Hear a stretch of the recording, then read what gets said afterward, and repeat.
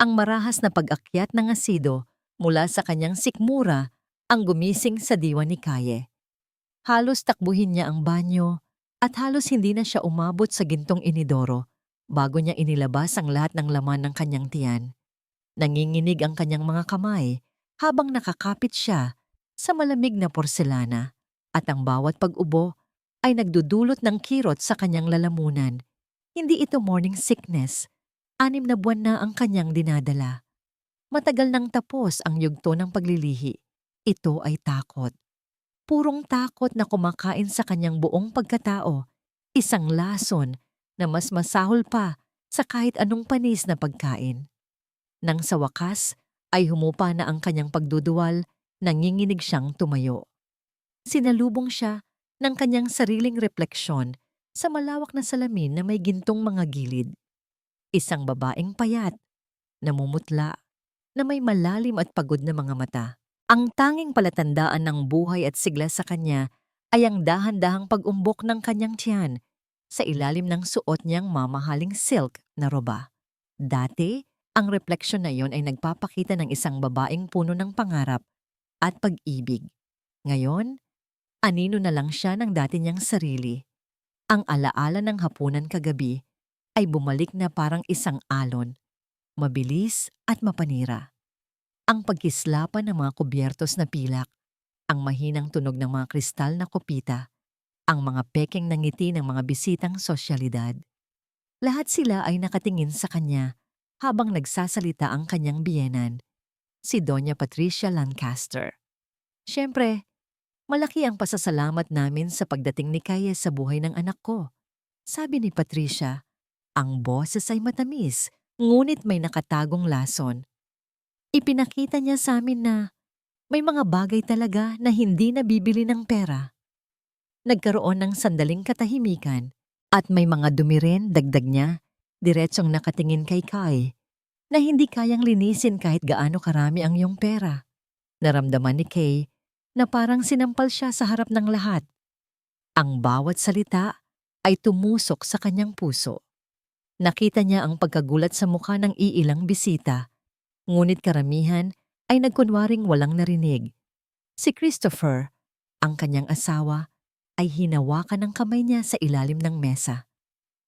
"Mommy, please!" Pakiusap ni Christopher sa mahinang boses, pero huli na. Ang pinsala ay nagawa na. Buong gabi, naramdaman ni Kay ang mga mapanuring tingin at bulungan. Pinilit niyang ngumiti, lunukin ang pagkain na parang buhangin sa kanyang lalamunan, at pigilan ang mga luha na nagbabantang tumulo. Ngayon, habang nakatayo sa harap ng salamin, bumalik ang lahat ng sakit at kahihiyan. Itong mansyon na may malalawak na pasilyo at mga kasangkapang gawa pa sa Europa ay hindi isang tahanan. Isa itong gintong hawla. At siya ang ibon na nakakulong dito. Lumabas siya ng banyo, pilit na pinapakalma ang sarili para sa kapakanan ng sanggol sa kanyang sinapupunan. Ang pag-ibig niya kay Christopher ang tanging nagpapatatag sa kanya. Ang pag-asang balang araw, makikita rin ni Christopher ang tunay na kulay ng ina nito. Naglakad siya sa malawak nilang silid-tulugan patungo sa pasilyo. May gusto siyang hanapin, ang kanilang wedding album. Kailangan niyang paalalahanan ang sarili sa masasayang araw, sa mga pangako nila, sa isa't isa. Ngunit pagdating niya sa sala, kung saan nakapatong sa isang grand piano ang mga litrato nila, napahinto siya. Nawawala ang mga litrato ng kasal nila. Sa halip, ang nakadisplay ay mga larawan ni Christopher kasama ang dati nitong nobya, si Selena. Mga larawan nila sa Paris, sa isang yate, sa isang ball. Lahat ay nakangiti, masaya, at perpekto. Isang malamig na kamay ang tila dumagan sa kanyang dibdib. Ito ay isang malinaw na mensahe mula kay Patricia. Isang paalala kung sino ang tunay na nararapat at kung sino ang hindi. Siya ay binubura. Dahan-dahan, pero siguradong sigurado. Kasabay ng pagkirot ng kanyang puso ay ang pamilyar na tunog ng mga takong napapalapit mula sa likuran. Alam na niya kung sino yon kahit hindi pa siya lumingon. Ang bawat tapak sa makintab na sahig na gawa sa marmol ay parang martilyo na pumupukpok sa kanyang sentido. Magandang umaga, Kaye. Bati ni Patricia. Malamig ang boses nito. Walang bahid ng anumang emosyon. Dahan-dahang humarap si Kai. Ma'am Patricia, sagot niya. Pilit na pinapanatiling matatag ang kanyang boses. May ngiti sa labi ni Patricia, ngunit hindi ito umabot sa kanyang mga mata. Nakikita kong napansin mo na ang mga bago kong dekorasyon. Mas bagay, hindi ba? It reminds us of better times. Hindi nakasagot si Kai. Anong sasabihin niya? Na para siyang sinasaksak sa bawat segundong nakikita niya ang mga litratong yon, na ang ginagawa nito ay isang uri ng pagpapahirap na walang sugat na makikita? Huwag kang mag-alala. Patuloy ni Patricia na tila nababasa ang nasa isip niya. Itinago ko naman ng maayos ang mga litrato ninyo sa bodega. Doon naman nababagay ang mga bagay na panandalian lang. Napayuko si Kai. Naramdaman niya ang unti-unting pag-init ng kanyang mga mata. Isang butil ng luha ang pumatak sa kanyang kamay. Biglang nagbago ang usapan. May kinuha si Patricia mula sa bulsa ng kanyang damit. Isang cellphone. May kailangan lang akong tawagan, sabi ni Patricia, at idinial ang isang numero. Sadyang hindi ito lumayo. Tinitiyak na maririnig ni Kai ang bawat salita. Hello? Marco? Sabi ni Patricia sa kabilang linya. Oo, ako ito. Siguraduhin mong walang makakaalam sa nangyari kay Selena. Walang dapat makaalam na tayo ang may kinalaman. At ang babaeng yon. Nagkaroon ng sandaling paghinto. Tumingin si Patricia ng direkta sa mga mata ni Kay. Isang tingin na nagpatayo ng lahat ng balahibo sa kanyang batok. Ako ang bahala sa kanya. Ibinaba ni Patricia ang telepono at muling ngumiti kay Kai na parang walang nangyari. Nanginig ang buong katawan ni Kai. Hindi na ito simpleng panunukso o pangiinsulto. Ito ay isang banta. Isang malinaw at nakakakilabot na banta. Anong nangyari kay Selena? Anong ibig sabihin ni Patricia? Gusto niyang tumakbo. Gusto niyang sumigaw. Ngunit ang kanyang mga paa ay tila nakapako sa kinatatayuan. Mukhang pagod ka, Hija, sabi ni Patricia. Lumapit ito at hinaplos ang kanyang buhok na parang isang mapagmahal na ina. Isang kilos na nagpadama kay Kaye ng matinding pandidiri. Bumalik ka na sa kwarto mo at magpahinga. Nang walang anumang pagtutol, tumalikod si Kay at halos takbuhin ang pasilyo pabalik sa kanyang silid. Pakiramdam niya ay hinahabol siya ng isang halimaw. Pagkapasok niya sa kwarto, agad niyang nilock ang pinto. Sumandal siya dito, habol ang kanyang hininga. Ang mansyong ito ay hindi lang isang kulungan. Ito ay isang bitag. At unti-unti, nararamdaman niyang nagsasara na ito sa kanya. Ilang minuto siyang nanatili doon, nakikinig sa tibok ng kanyang puso na parang tambol. Maya-maya pa, may kumatok. Hindi siya kumibo. Muling may kumatok, mas malakas ngayon, at kasunod nito ay ang dahan-dahang pagpihit ng seradura. Bumukas ang pinto. Nakatayo doon si Patricia, hindi man lang nag-abalang maghintay ng kanyang pahintulot. May dala itong isang porselanang tasa sa isang maliit na bandehang pilak. Ang amoy ng herbal tea ay kumalat sa hangin. Uminom ka nito? Pampakalma, sabi ni Patricia. At ang nangiti sa kanyang labi ay mas malamig pa kaysa sa yelo. Inilapag niya ang tasa sa mesa sa tabi ni Kaye. Para sa'yo at sa bata. Napatingin si Kaye sa tsaa. Pagkatapos ay sa mga mata ng kanyang biyenan. Sa likod ng pekeng pag-aalala, may nakita siyang kakaiba. Isang kislap ng tagumpay. Isang madilim na intensyon na nagpabigay sa kanya ng hindi maipaliwanag na kilabot.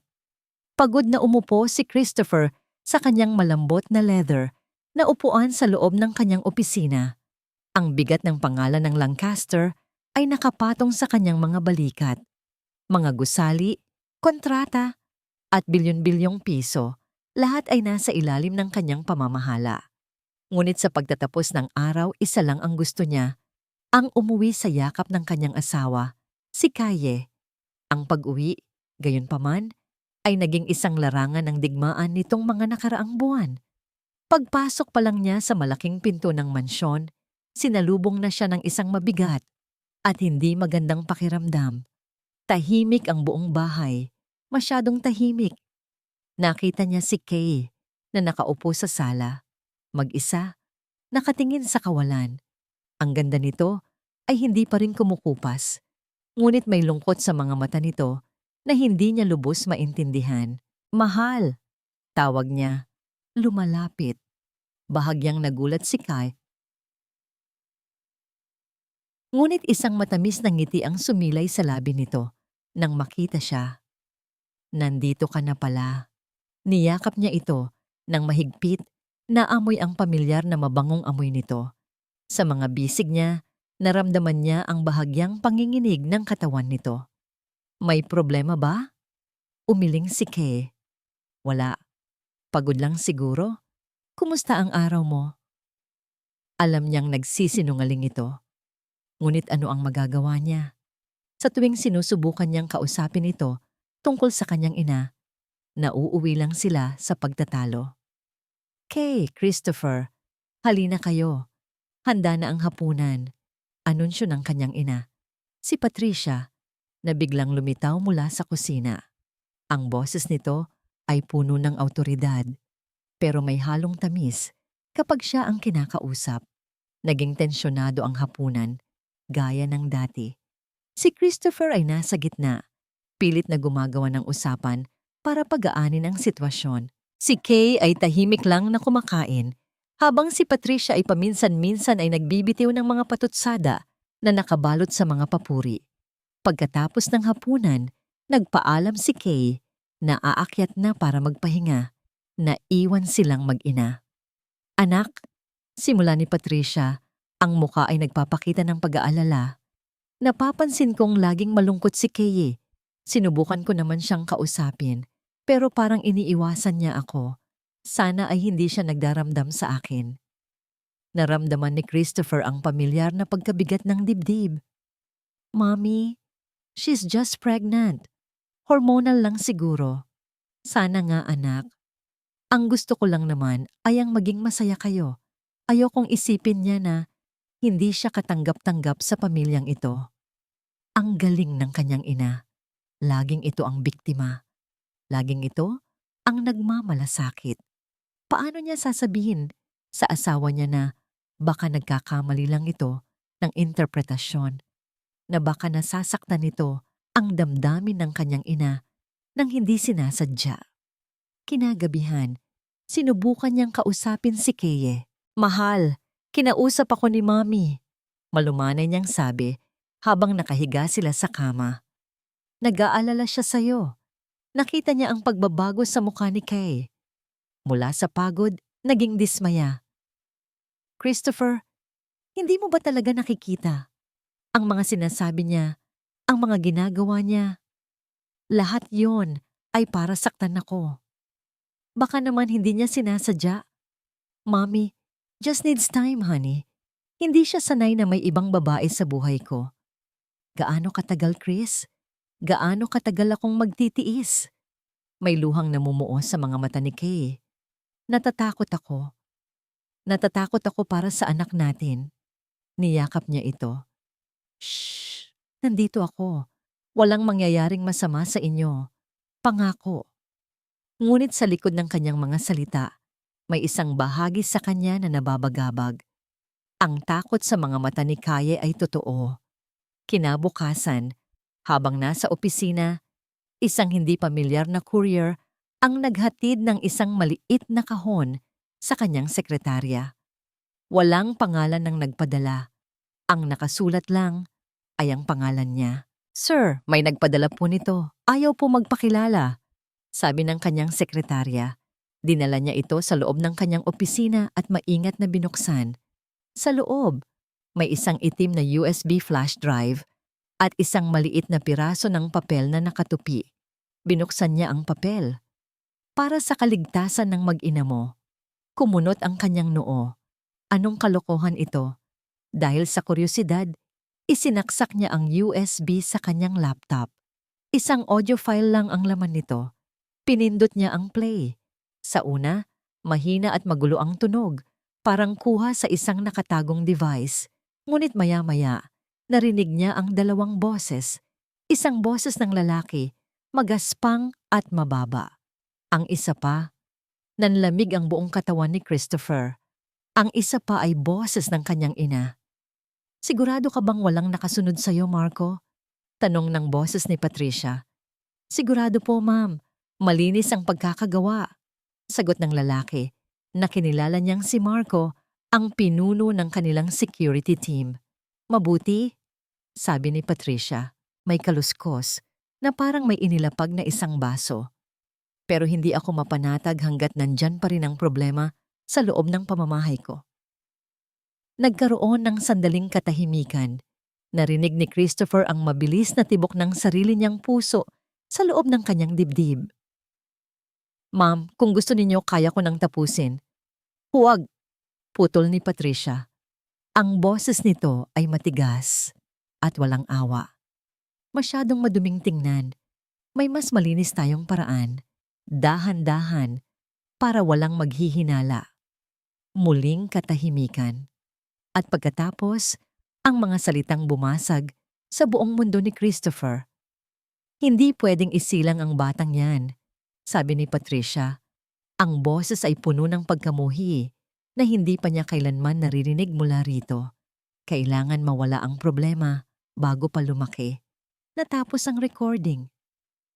Nakatitig lang si Christopher sa screen ng kanyang laptop. Hindi siya makagalaw, hindi siya makahinga. Parang may pumipiga sa kanyang puso. Hindi maaari. Pinindot niya ang play ulit. Hindi pwedeng isilang ang batang yan. Kailangan mawala ang problema bago pa lumaki. Paulit-ulit. Paulit-ulit niyang pinakinggan. Nagbabaka sakaling namamaliktenga lang siya. Nagbabaka sakaling peke ito. Isang masamang biro. Pero, hindi. Ang boses, ang tono, ang paraan ng pagsasalita. Iyon ang kanyang ina. Ang inang nagpalaki sa kanya, nag-aruga, at sinamba niya buong buhay niya.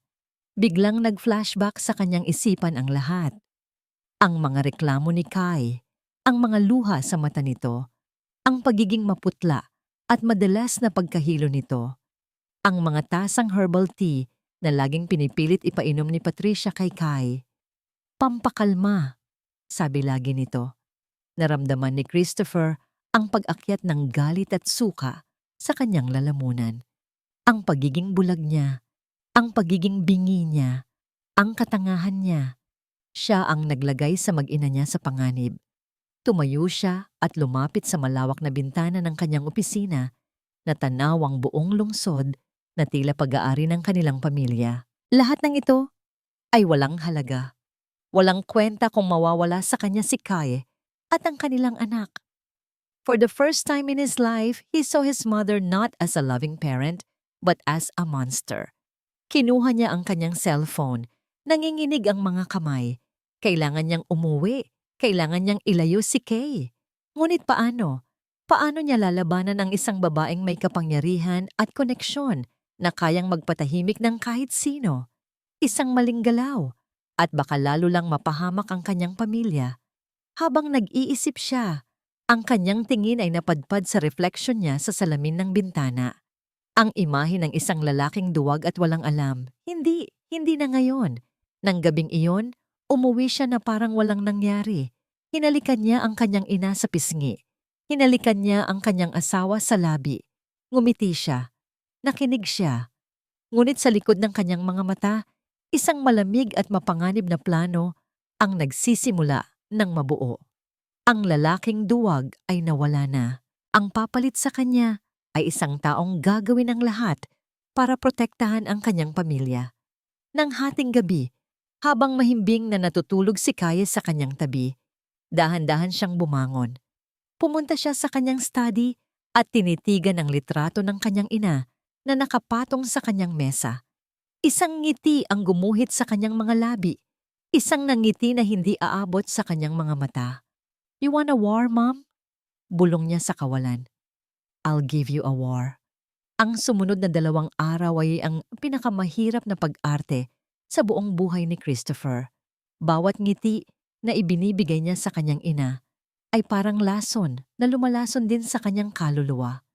Bawat I love you, Ma, na lumalabas sa kanyang bibig ay kasinungalingan na bumabaon na parang kutsilyo sa kanyang dibdib. Ngunit kailangan niya itong gawin. Kailangan niyang maging ang mapagmahal at medyo bulag na anak na kilala nito. Habang sa likod ng maskara na yon ay isang halimaw, ang dahan-dahang nagigising. Sa kalaliman ng gabi, nang sigurado siyang tulog na ang lahat sa mansyon, isinagawa niya ang unang hakbang. Kinuha niya ang isang burner phone, isang teleponong hindi matutuntun pabalik sa kanya, at tinawagan ang nag-iisang tao na mapagkakatiwalaan niya ng kanyang buhay. Si David, ang kanyang personal assistant at kaibigan mula pa noong kolehiyo. David, sabi ni Christopher, ang boses ay seryoso at walang anumang pahiwatig ng pagbibiro. Kailangan ko ng tulong mo. Isang bagay na malaki, isang bagay na delikado. Sa kabilang linya, narinig niya ang agarang pagbabago sa tono ni David. Ano man yon, sir, sabihin mo lang. Mag-install ka ng mga camera at listening device sa buong mansyon. Utos ni Christopher, ang bawat salita ay may bigat. Sa sala, sa dining room, sa kusina, sa lahat ng pasilyo. Ang pinakamaliliit at pinakamodernong klase na hindi mahahalata. At kailangan kong ma-access ang lahat ng feed sa cellphone ko. Real time. Walang pwedeng makaalam nito, David. Walang-wala. Masusunod, sir. Pero para saan ito? Nag-aalangang tanong ni David. May ahas sa loob ng bahay ko at kailangan kong malaman kung saan ito nagtatago bago ito manuklaw. Kinaumagahan, sa almusal, inihayag ni Christopher ang kanyang plano. Mom, Keye. Simula ni siya habang naglalagay ng pagkain sa kanyang plato. Tumawag ang Singapore office. May malaking problema sa isang deal. Kailangan kong lumipad doon mamayang gabi. Mga 1 linggo siguro ako mawawala. Nakita niya ang agarang pag-aalala sa mukha ni Kai. Sa kabilang banda, isang bahagyang kislap ng kasiyahan ang dumaan sa mga mata ng kanyang ina bago ito napalitan ng pekeng pagkabahala. Naku anak, ganoon ba ka-urgent? Sabi ni Patricia. Paano si Kaye? Sino ang mag-aalaga sa kanya? Tumayo si Christopher, lumapit sa kanyang ina at hinalikan ito sa noo. Ito na ang simula ng kanyang palabas. Kaya nga ma, sa'yo ko siya iiwan. Ikaw lang ang pinagkakatiwalaan ko na mag-aalaga ng mabuti sa asawa ko at sa apo mo. Pinakatitigan niya ang kanyang ina. Please ma, bantayan mo siyang mabuti para sa akin. Siyempre anak, huwag kang mag-alala. Ako ang bahala sa kanya, sagot ni Patricia. At ang mga salitang yon ay nagpadala ng yelo sa mga ugat ni Christopher. Alam niya ang totoong kahulugan ng mga salitang ako ang bahala. Bago siya umalis, hinila niya si Kay sa kanilang silid para sa isang pribadong sandali. Niyakap niya ito ng sobrang higpit na para bang ito na ang huling pagkakataon. Chris, mag-iingat ka ha? Mamimiss kita, sabi ni Kai. Ang mukha ay nakasubsob sa kanyang dibdib. Hinawakan ni Christopher ang mukha nito gamit ang 2 kamay. Pinilit na magtama ang kanilang mga mata. Kailangan nitong maramdaman ang sinseridad sa kanyang mga salita. Kahit hindi niya maipaliwanag ang lahat. Magtiwala ka sa akin, mahal. Bulong niya. Ang boses ay puno ng emosyon na kanina pa niya pinipigilan. Tatapusin ko na to. Ipaglaban mo ang sarili mo at ang anak natin. Huwag kang iinom o kakain ng kahit anong hindi mo pinagkakatiwalaan. Please, mag-ingat ka. May pagtataka sa mga mata ni Kaye, pero tumango ito. Babalik ako. Huling sabi niya at hinalikan ito ng malalim at puno ng pangako. Ngunit hindi siya pumunta sa airport. Sa halip nagtungo siya sa isang high-end na condominium unit sa Makati na matagal nang binili ni David sa ilalim ng ibang pangalan. Pagpasok niya, isang high-tech na command center ang sumalubong sa kanya. Maraming monitor na nakakabit sa dingding, bawat isa ay nagpapakita ng iba't ibang anggulo ng kanilang mansyon. "Nalagay ko na lahat, sir," salubong ni David. Live na ang lahat ng feed. Umupo si Christopher sa harap ng mga monitor. Ang kanyang tahanan ay naging isang set ng isang horror movie at siya ang manonood na walang magawa kundi ang maghintay. Nakita niya ang pag-alis ng kanyang sasakyan papuntang airport. Nakita niya si Kai na malungkot na pumasok sa kanilang kwarto. At nakita niya ang kanyang ina, nakatayo sa sala, may hawak na telepono. Nakita niya itong nagdial sa pamamagitan ng listening device na nakatago sa isang florera. Narinig niya ang boses nito, malinaw na malinaw. "Marco, nakaalis na siya. Simulan mo na. Walang palya." Hindi niya narinig ang sagot ni Marco, pero nakita niya ang isang nangiti na dahan-dahang gumuhit sa mukha ng kanyang ina. Isang nangiti na puno ng kasamaan at tagumpay. Nagngalit ang mga panga ni Christopher. Hinigpitan niya ang hawak sa kanyang kamao. Ang digmaan ay opisyal nang nagsimula. Ilang oras ang lumipas. Nakita niya sa monitor ang pagpasok ng kanyang ina sa kanilang silid tulugan. Nagulat si Kai. May dalang tasa si Patricia, isang pamilyar na tasa ng herbal tea. "Uminom ka nito, Hija. Pamparelax." Ngayong wala si Christopher, narinig niyang sabi ng kanyang ina sa malambing na boses. Nakita niya ang pag-aalinlangan sa mukha ni Kai. Naalala marahil nito ang kanyang bilin, ngunit sa huli, dahil sa takot o sa kagustuhang huwag nang lumikha ng gulo, kinuha nito ang tasa. Uminom ito. Kasabay ng paglagok ni Kai ay ang pagtawag niya kay David sa kabilang kwarto. "David," sabi niya. Ang boses ay malamig at kontrolado, ngunit sa loob ay nag-aalab ang galit. "Iyong pinag-usapan natin, iyong kasambahay na matagal nang loyal sa pamilya natin, si Manang Elena. Kausapin mo siya ngayon din." "Ano ang ipapagawa ko sa kanya, sir?" Pumasok siya sa kusina. Kumuha siya ng sample ng tsaan na yan.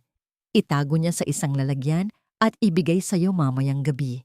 Ipadala mo agad sa laboratorio. Gusto kong malaman kung anong lason ang ipinapainom ng ina ko sa asawa ko. Ang pag-alis ni Christopher ay nag-iwan ng isang malaking puwang hindi lang sa kama, kundi sa buong mansyon. Ang kanyang presensya, kahit paano, ay nagsisilbing isang kalasag para kay Kai. Ngayong wala na siya, pakiramdam ni Kay ay hubad na hubad siya sa harap ng kanyang kaaway. Naging totoo ang kanyang kinatatakutan. Sa unang araw pa lang na wala si Christopher, naramdaman na niya ang pagbabago. Nawala na ang mga peking na ngiti at malalambing na salita ni Patricia. Ang natira ay ang purong, hindi natatabunang pagkamuhi. Ang unang ginawa ni Patricia ay ang pag-utos sa isang katulong na kunin ang cellphone ni Kay. "Ang radiation mula sa mga gadgets ay masama para sa sanggol," sabi ni Patricia. Ang boses ay parang isang doktor na nagbibigay ng payo. Ngunit ang mga mata ay nang-uutos. "Para na rin hindi ka ma-stress sa mga balita sa laba. Dito ka lang. Mag-relax. Ako ang bahala sa'yo." Walang nagawa si Kai kundi ang ibigay ito. Sinubukan niyang gamitin ang telepono sa kwarto, ngunit wala itong linya. Ang internet sa kanyang silid ay bigla na ring nawala. Isinara ni Patricia ang lahat ng pinto at bintana niya palabas sa mundo. Siya ay isang tunay na bilanggo. Ang mga sumunod na araw ay isang uri ng mental na pagpapahirap. Araw-araw, sa oras ng tanghalian o hapunan, sisiguraduhin ni Patricia na mapag-uusapan nila si Selena. Alam mo ba, si Selena, napakatalino niya. Sasabihin ni Patricia habang nagpuputol ng kanyang steak. She was a brilliant auditor. Kaya niyang makita ang mga bagay na hindi nakikita ng iba. Isang tunay na asset sa pamilya. Pagkatapos ay titingin ito kay Kai. Ikaw, Kai, ano nga ulit ang trabaho mo dati? Ah, oo, librarian. Mahilig kang magbasa ng mga kwento. Si Selena, siya ang gumagawa ng mga kwento ng tagumpay. Bawat salita ay isang karayom, maliit pero masakit. Bawat pagkukumpara ay isang sampal na hindi gumagawa ng marka sa kanyang pisngi, ngunit nag-iiwan ng malalim na sugat sa kanyang pagkatao. Kasabay ng pagpapahirap sa kanyang isip ay ang unti-unting paghina ng kanyang katawan. Madalas siyang nahihilo. Ang dating malakas niyang pangangatawan ay tila laging pagod. May mga pagkakataong sumasakit ang kanyang tiyan. Isang uri ng paghilab na hindi niya naramdaman noong mga unang buwan ng kanyang pagbubuntis. Ang tanging gamot na ibinibigay sa kanya ay ang herbal tea ni Patricia, 3 beses sa isang araw. Inumin mo ito. Reseta pa ito ng lola ko. Napakabisa para sa mga nagbubuntis, sabi lagi nito. Nagsimula nang magduda si Kay. Naalala niya ang bilin ni Christopher. Ngunit kapag sinusubukan niyang tumanggi, nagagalit si Patricia. Anong gusto mong palabasin? Nalalasunin kita? Huwag kang mag-alala. Hindi ko dudumihan ang mga kamay ko para sa'yo. Sabi nito minsan, kasabay ng isang malakas na paglapag ng tasa sa mesa. Dahil sa takot, iniinom na lang niya. Ngunit pagkatapos, palihim siyang pupunta sa banyo para isuka ito. Hindi niya alam kung may naisusuka pa ba siya o wala na. Isang hapon, hindi na niya natiis ang pakiramdam na parang kinukulong. Kailangan niya ng sariwang hangin. Sinubukan niyang lumabas sa hardin. Ngunit bago pa man niya marating ang pinto, hinarang na siya ni Marco, ang hepe ng seguridad. Saan po ang punta ninyo, ma'am? Tanong nito. Walang emosyon ang kanyang mukha, ngunit ang kanyang tindig ay parang isang pader na bato. Sa hardin lang, gusto ko lang maglakad-lakad. Sagot ni Kai. May utos po si Ma'am Patricia na manatili lang kayo sa loob ng bahay para daw po sa inyong kaligtasan. Kaligtasan? Mula saan? Mula kanino? Nanginginig na tanong ni Kai. Tinitigan lang siya ni Marco. Ang mga mata nito ay malamig at walang buhay.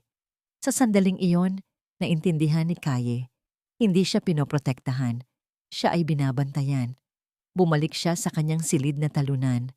Ang mga luha ay nag-uunahan sa pagpatak.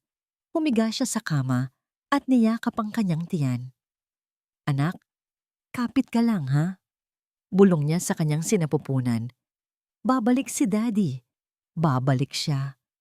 Kailangan lang nating maging matatag. Kinagabihan, ang sakit ng kanyang tiyan ay lumala. Isang matinding paghilab ang gumising sa kanya mula sa isang magulong panaginip. Napabaluktot siya sa sakit. Naramdaman niya ang malamig na pawis na namumuo sa kanyang noo. Sinubukan niyang sumigaw, ngunit ang lumabas lang ay isang mahinang ungol.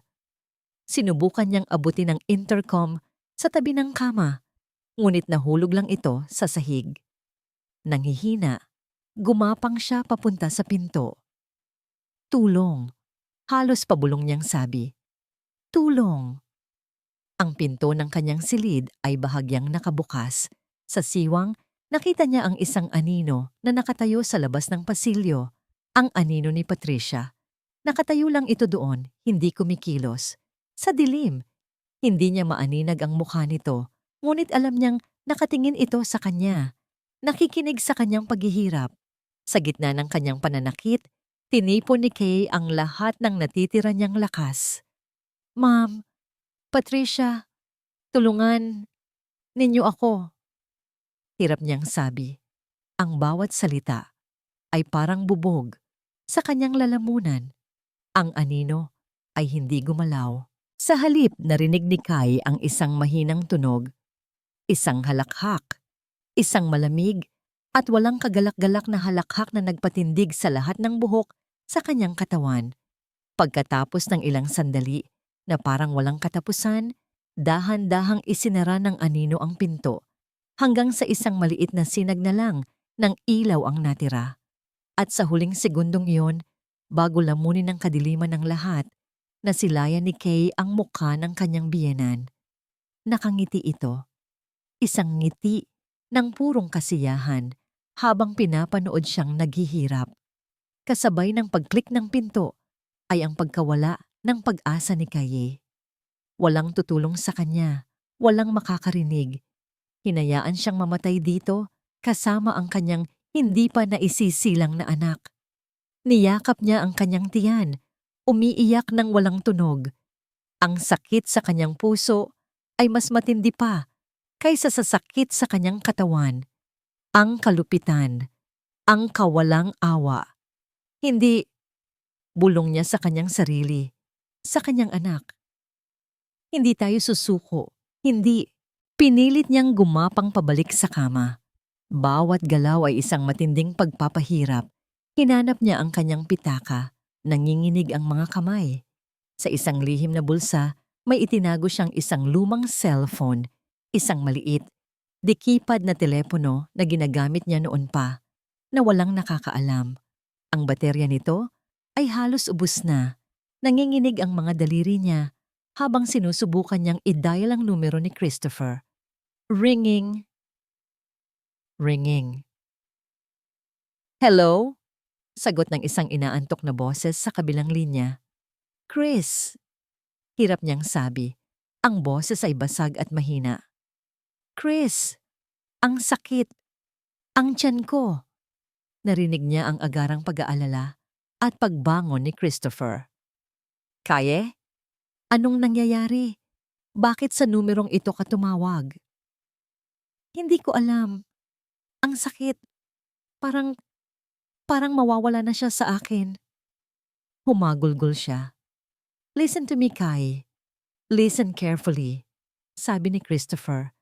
Ang boses ay biglang naging kalmado ngunit may diin. Isang boses ng isang taong may control. Humiga ka lang.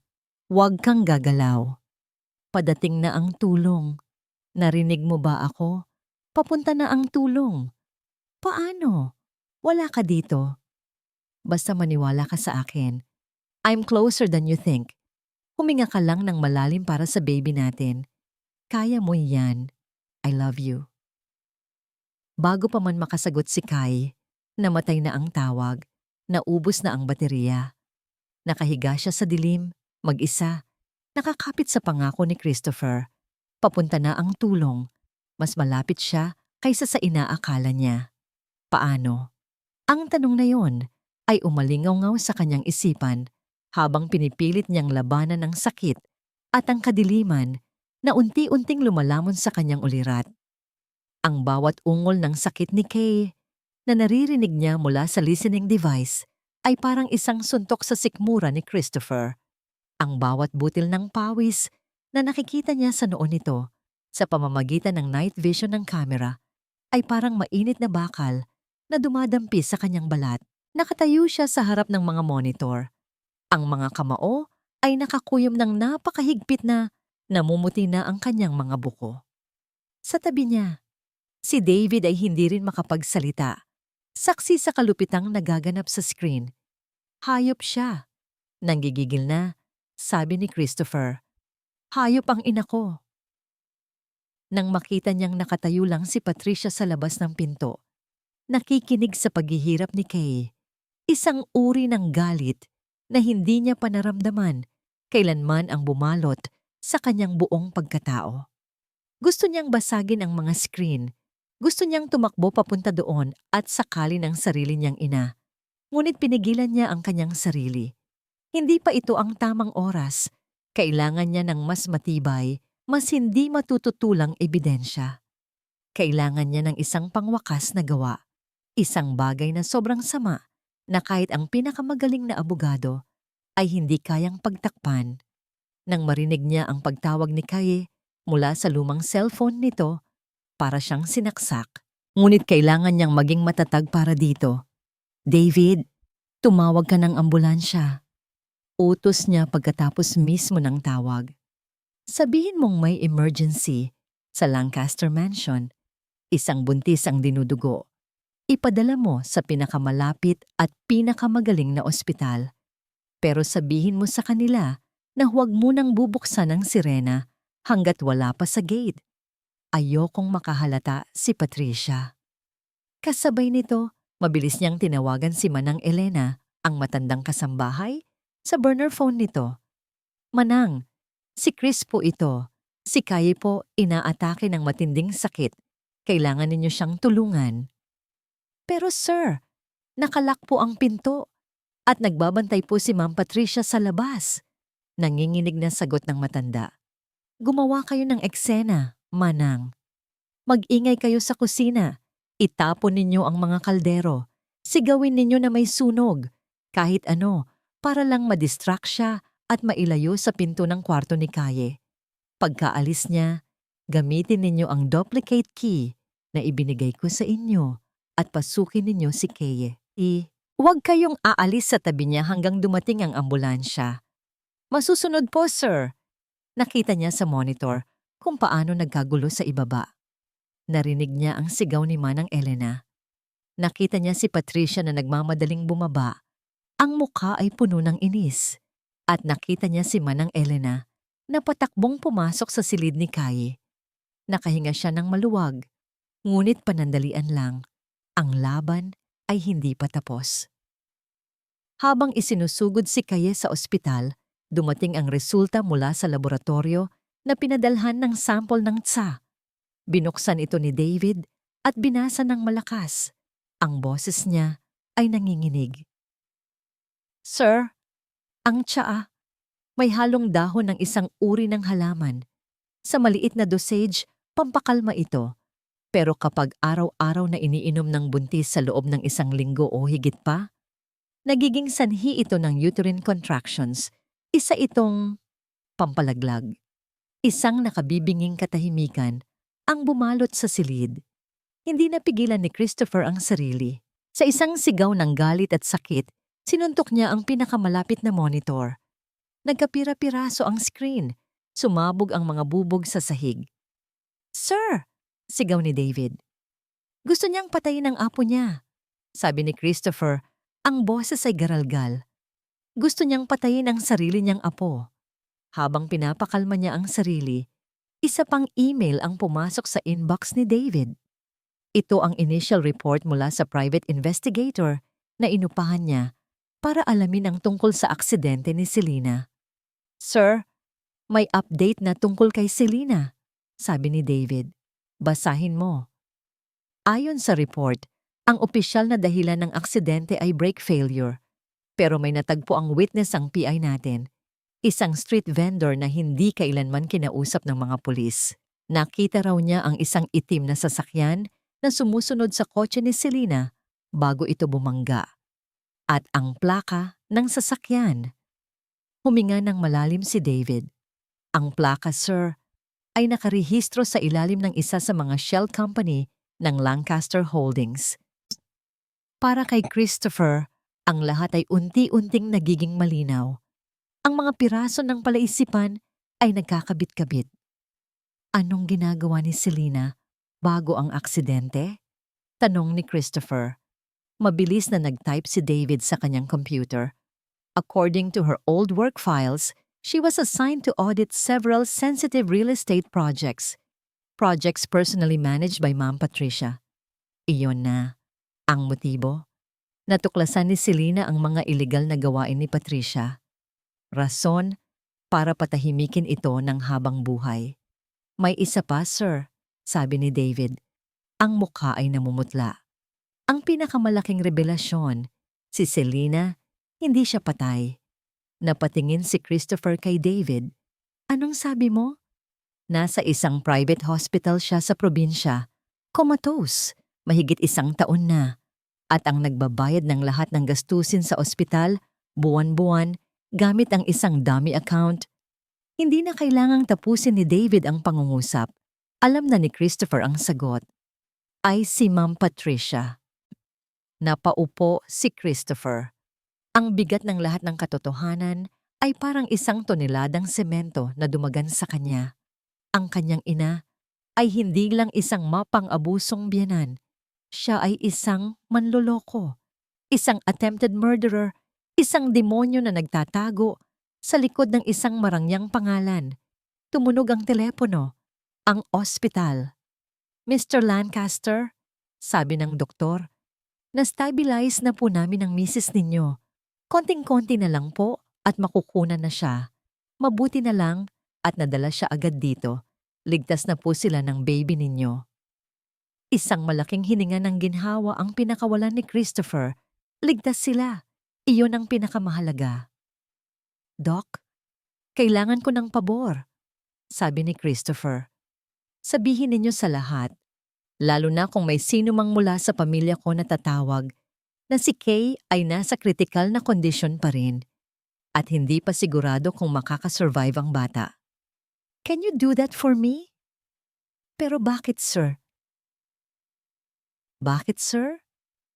Kailangan kong mahuli ang isang halimaw, Doc, at kailangan kong isipin niya na nagtatagumpay na siya sa kanyang plano. 2 araw ang lumipas sa ospital. 2 araw ng halos walang tulog at walang tigil na pag-aalala para kay Kay. Kahit sinabi ng mga doktor na ligtas na sila ng kanyang anak, ang takot ay nakaukit pa rin sa kanyang puso.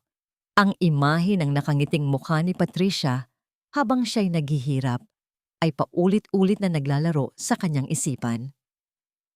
Si Manang Elena ang laging nasa tabi niya, habang si Christopher ay pauwi pa lang daw mula Singapore. Ngunit gabi-gabi, tumatawag ito sa lumang cellphone ni Kay. Ang boses nito ang tanging nagbibigay sa kanya ng lakas.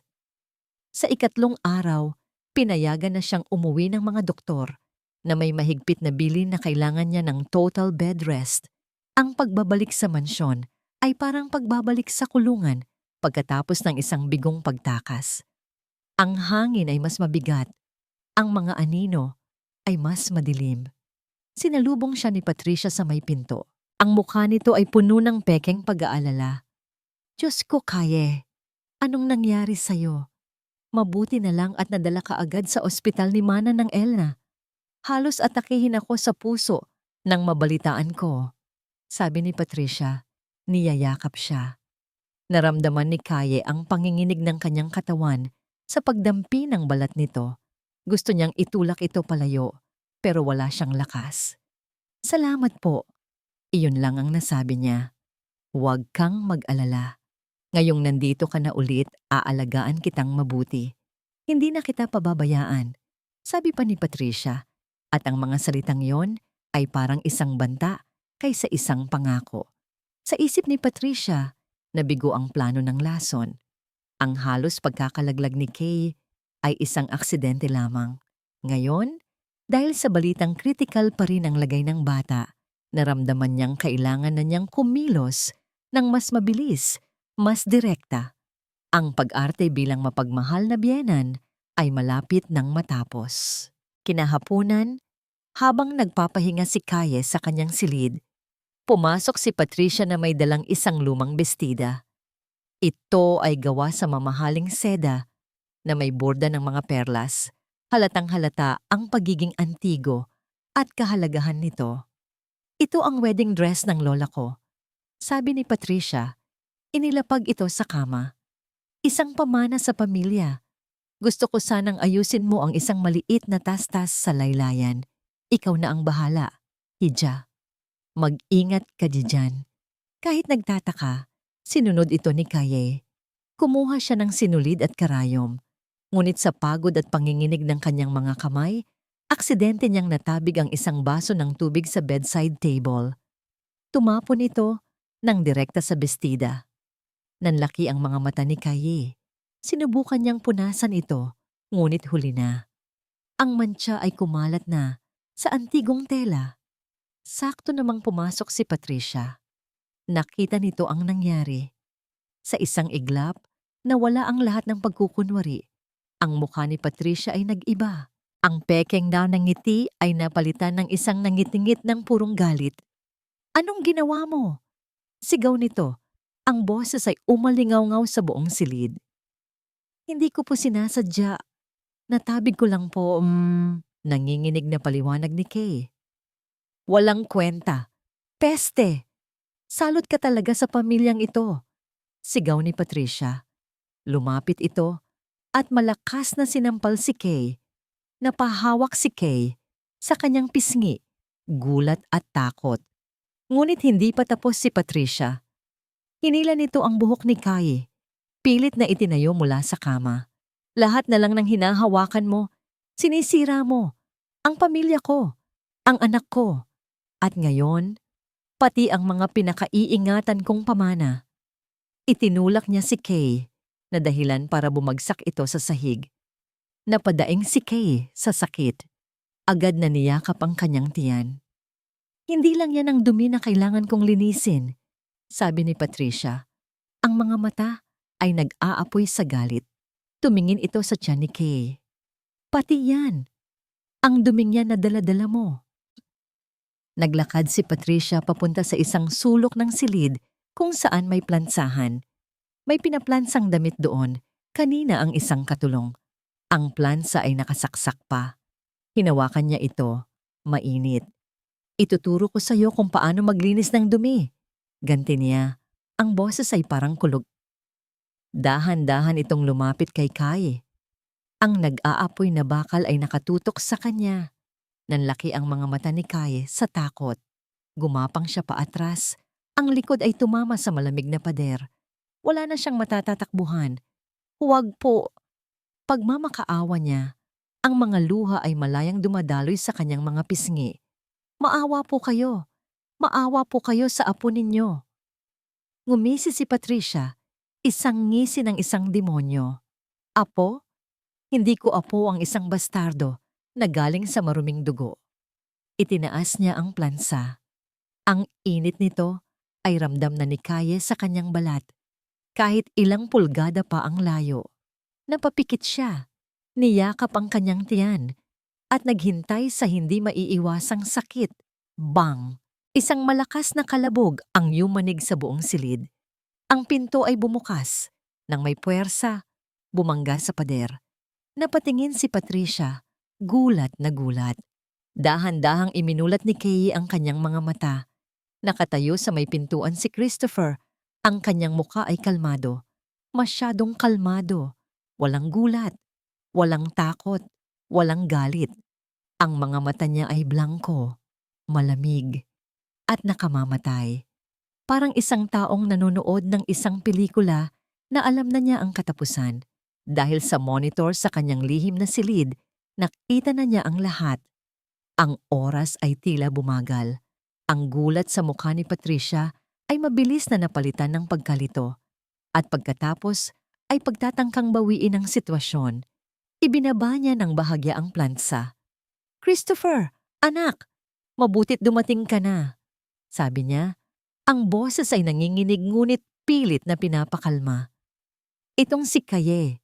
Sinira niya ang bestida ni Lola. Tinuturuan ko lang ng leksyon.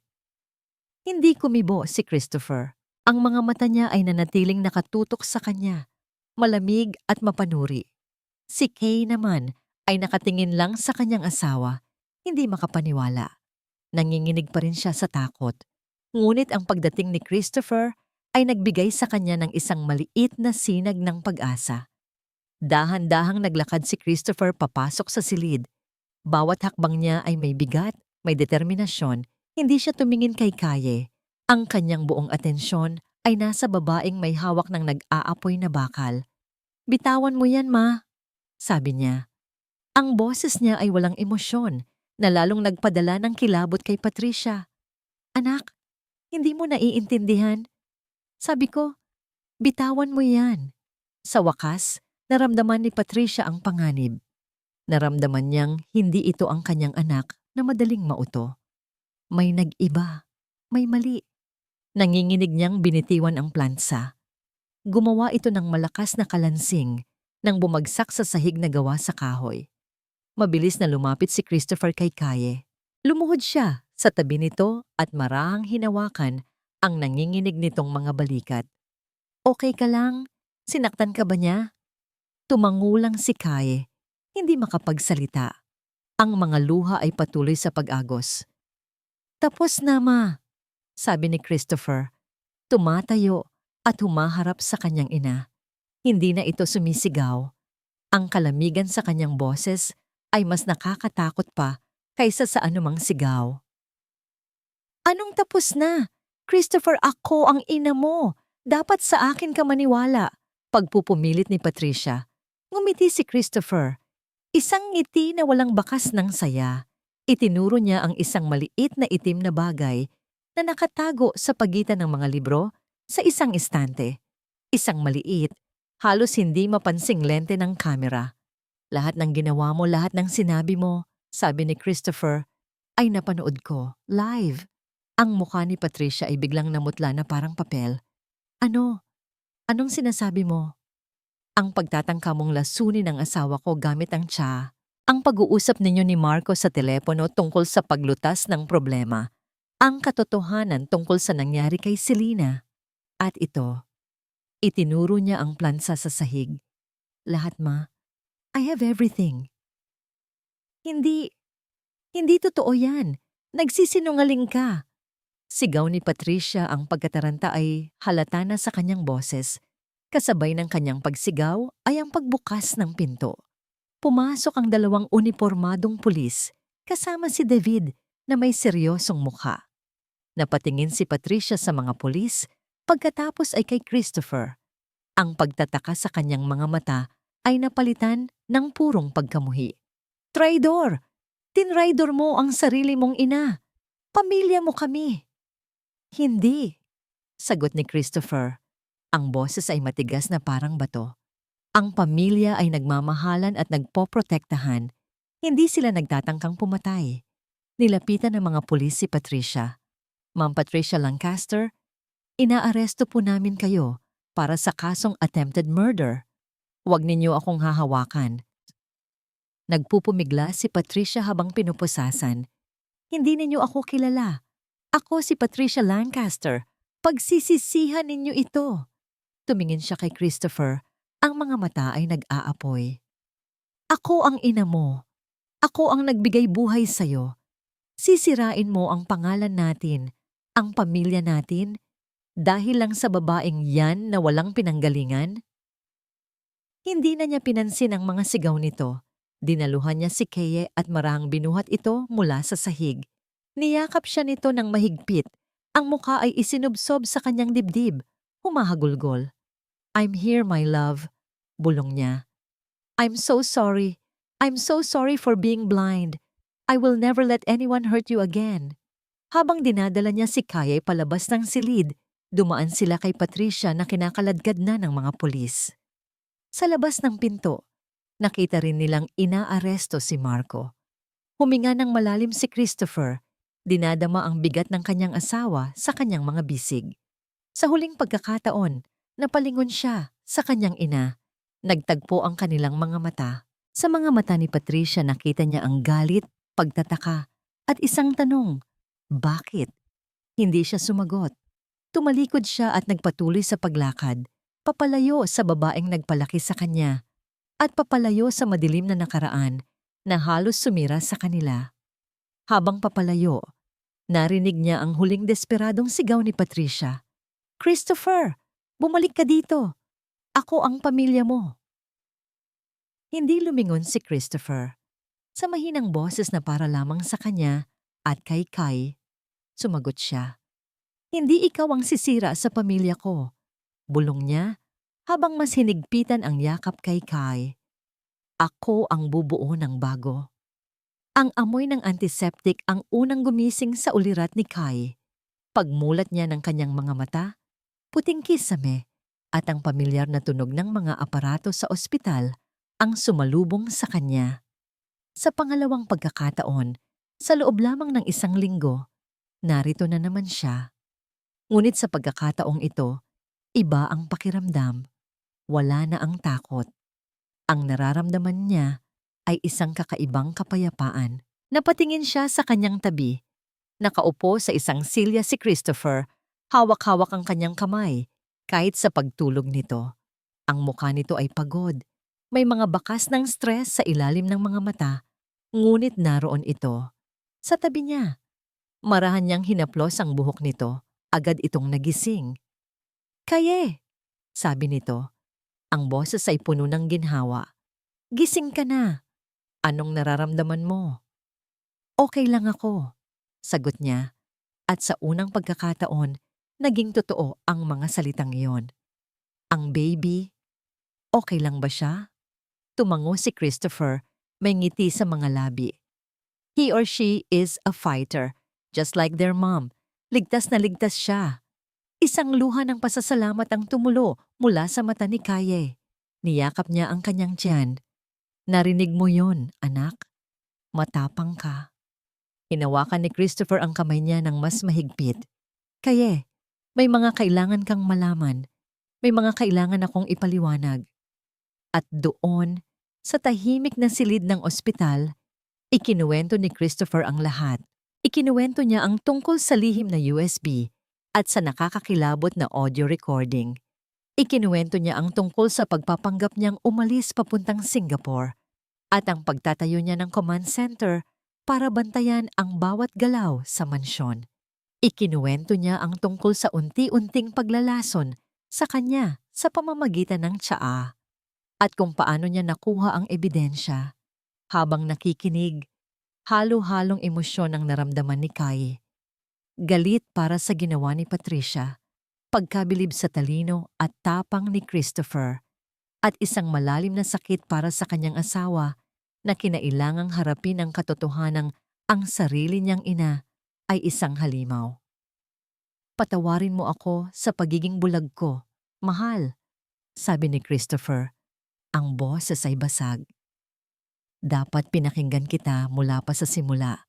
Dapat pinrotektahan kita. I failed you.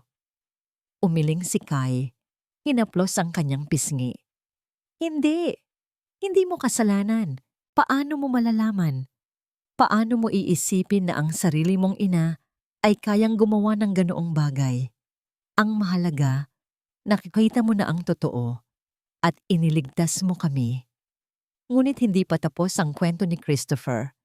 May isa pa, Kaye, sabi niya. Ang muka ay naging mas seryoso. Tungkol kay Selena. Natahimik si Kai, si Selena, ang babae sa mga litrato. Ang babaeng laging ipinapamukha sa kanya ni Patricia na mas magaling, mas karapat-dapat. Ikinuwento ni Christopher ang tungkol sa aksidente. Ang tungkol sa pagiging auditor nito at ang posibleng natuklasan nitong katiwalian sa kumpanya na pinamumunuan ni Patricia. At ang pinakamasaklap sa lahat, hindi ito patay. Ito ay comatose, nakaratay sa isang ospital, isang buhay na sikreto na binabayaran ng kanyang ina para manatiling tahimik. Sa halip na selos, isang malalim na awa ang naramdaman ni Kai para kay Selena. Isa pa siyang biktima, isang biktima ng kasakiman at kalupitan ni Patricia. Kukunin din natin ang hustisya para sa kanya, sabi ni Christopher. Para sa'yo, para sa kanya, at para sa anak natin. Ipapangako ko yan. We will face this together, sabi ni Kay. Ang boses ay puno ng bagong tatag. Hindi na siya ang mahinang babae na umiiyak lang sa isang sulok. Ang mga pinagdaanan niya ay hindi siya sinira. Bagkus, ginawa siyang mas matibay. Hindi ka nag-iisa sa laban na to. Sakto namang pumasok ang isang doktor. Good news, Mrs. Lancaster. You and the baby are perfectly fine. Pwede na kayong umuwi bukas. Kailangan nyo lang ng maraming pahinga. Isang ngiti ng tunay na kaligayahan ang gumuhit sa mukha ng mag-asawa. Sa gitna ng kaguluhan, isang biyaya ang nanatiling ligtas. Habang nag-uusap sila, tumunog ang telepono ni Christopher. Si David ang tumatawag. Lumayo siya ng kaunti para sagutin ito. Sir, nagsimula na, sabi ni David sa kabilang linya. Kumalat na sa media ang balita tungkol sa pag-aresto kay Ma'am Patricia.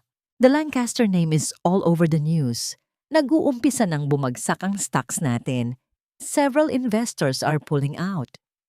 Tumingin si Christopher sa labas ng bintana ng ospital. Mula doon, tanaw niya ang ilan sa mga naglalakihang gusali na itinayo ng kanilang pamilya mga simbolo ng kapangyarihan at yaman. Ngunit para sa kanya ngayon, ang mga gusaling iyon ay simbolo ng kasinungalingan, ng mga krimen na itinago sa likod ng makintab na salamin at bakal. Tumingin siya pabalik kay Keye na mahimbing nang natutulog. Ang isang kamay ay nakapatong sa tiyan nito. Ito ang kanyang mundo. Ito ang kanyang yaman. Let it burn, mahinang sabi ni Christopher kay David. Ang boses ay puno ng malamig na determinasyon. Hayaan mong masunog lahat. Magtatayo tayo ng bago. Something clean. Ang sumunod na mga buwan ay parang isang bagyo. Ang pangalan ng Lancaster, na dati simbolo ng kapangyarihan at respeto, ay naging kasing kahulugan ng iskandalo. Ang bawat pahayagan, bawat news channel ay puno ng mga detalye ng kaso ni Patricia Lancaster, isang sosyalidad na naging di umano'y utak ng mga krimen. Naging sentro ng atensyon si Christopher. Para sa publiko, siya ay isang bayani, isang anak na pinili ang tama kaysa sa sariling pamilya. Ngunit para sa kanilang angkan at sa alta sosyedad, siya ay isang taksil, isang anak na walang utang na loob na sinira ang pangalang pinaghirapan ng kanilang mga ninuno. Natanggap niya ang mga tawag mula sa kanyang mga tiyuhin, tiyahin at mga pinsan. Lahat sila ay may iisang mensahe. Ayusin mo ito. Patahimikin mo. Ilabas mo ang iyong ina. Hindi mo naiintindihan ang kahihiyan na idinudulot mo sa pamilyang ito. Sigaw ng kanyang tiyuhin sa isang tawag.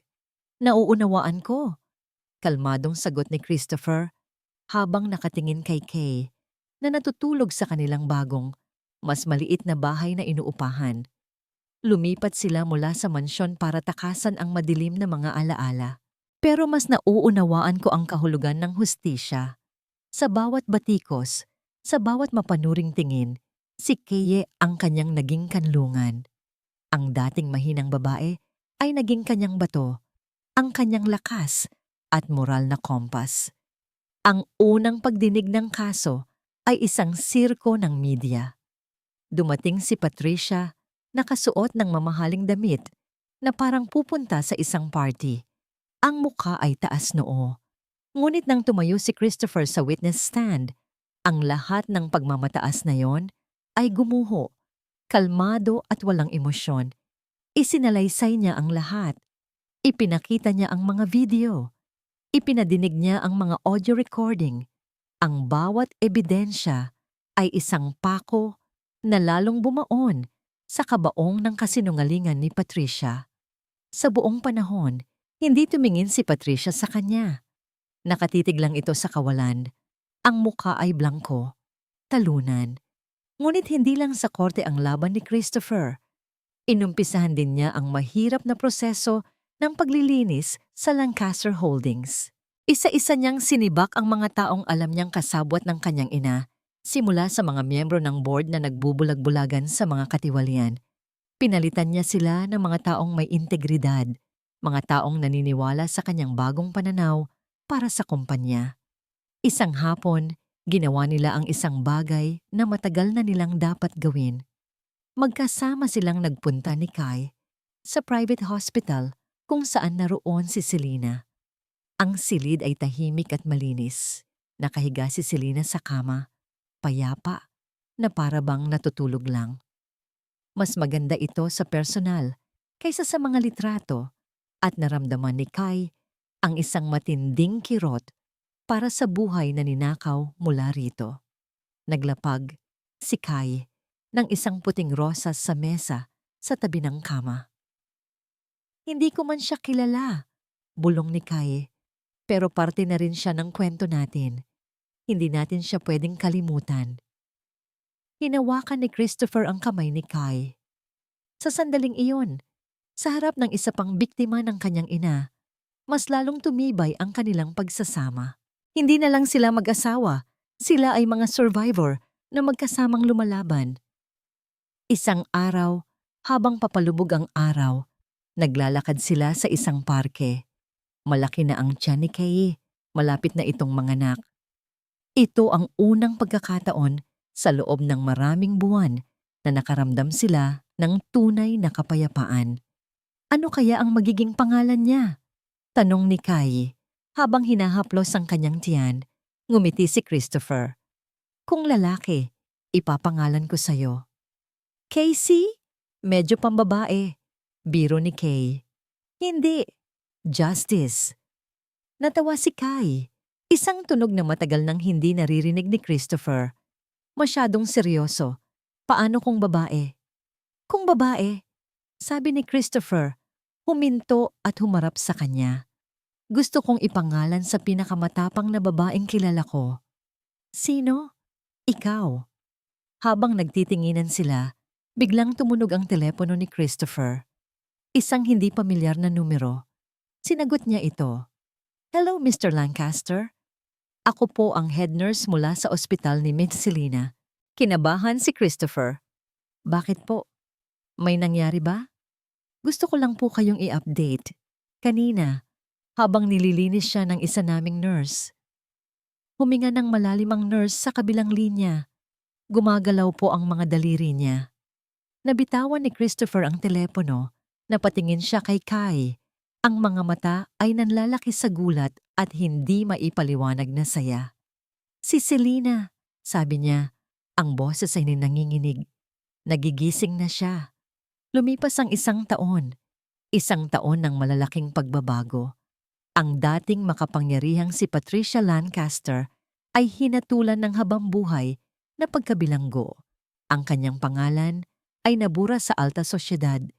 Naging isang babala tungkol sa kasakiman at kasamaang hindi kayang itago ng pera. Ang Lancaster Holdings ay bumangon mula sa abo. Sa ilalim ng bagong pangalan, Legacy Builders. At sa pamumuno ni Christopher, naging simbolo ito ng integridad at pagbabago. Isang malaking porsyento ng kita ng kumpanya ay inilalaan sa isang bagong tatag na foundation, the Selena K. Foundation for Justice, na tumutulong sa mga biktima ng pang-aabuso at karahasan. Si Selena ay tuluyan ng nagising.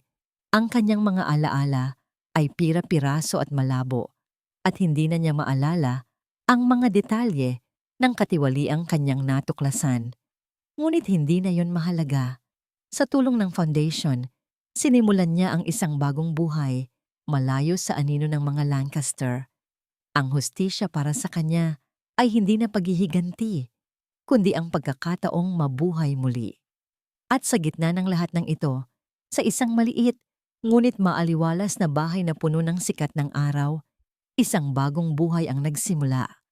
Dahan-dahan, mahal, sabi ni Kaye habang pinapanood ang kanyang asawa na maingat na inilalapag ang kanilang 10 buwang gulang na anak na babae sa playpen. Ngumiti si Christopher. I'm a professional, okay? Tumawa si Kay. Ang bahay nila ay puno ng tawanan.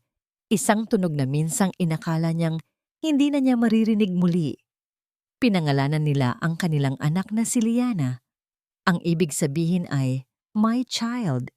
Simple ngunit puno ng kahulugan. Para sa kanila, si Liana ang simbolo ng kanilang pag-asa, ng kanilang bagong simula. Habang naglalaro ang mag-ama, napatingin si Kaye sa TV. Isang balita tungkol sa pagbagsak ng isa pang malaking kumpanya dahil sa korupsyon ang ipinapalabas. Pinatay ni Christopher ang TV gamit ang remote. Ayokong lumaki si Liana sa isang mundong ganyan. Kaya nga binabago mo, sagot ni Kai. Lumalapit at yumayakap sa kanya mula sa likuran. Isang araw, nakatanggap si Christopher ng isang sulat sa koreo. Wala itong return address. Nang buksan niya ito, nakilala niya ang sulat kamay. Galing ito kay Manang Elena, ang kasambahay na tumulong sa kanila. Nagretiro na ito at bumalik sa probinsya pagkatapos ng insidente. Ginoong Christopher, sana ay nasa mabuti kayong kalagayan, kasama si Ma'am Kai at ang inyong anghel. Nais ko lang sabihin na ipinagmamalaki ko kayo. Matagal akong nanilbihan sa inyong ama. Isa siyang mabuting tao. At alam kong kung nasaan man siya ngayon, ipinagmamalaki ka rin niya. Ipinaglaban mo ang tama. Ipinaglaban mo ang tunay na legasya ng mga Lancaster, hindi ang pera, kundi ang karangalan.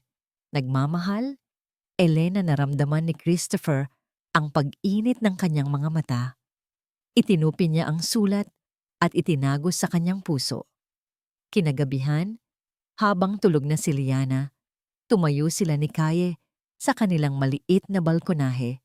Tanaw ang mga ilaw ng lungsod.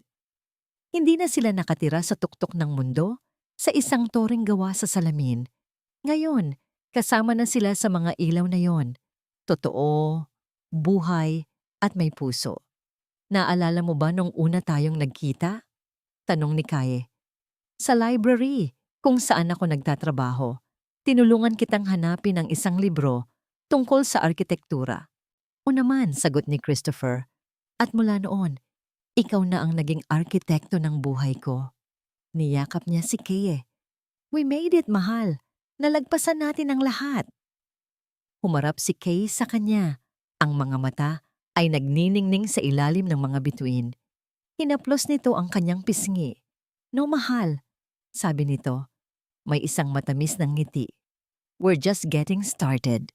Sa paglubog ng buwan sa tahimik na gabi, sa isang mundong sinubukan silang sirain, natagpuan nila hindi lang ang hustisya, kundi ang isang pag-ibig na itinayo sa katotohanan, isang pag-ibig na sapat na matibay upang magtayo ng isang bagong simula.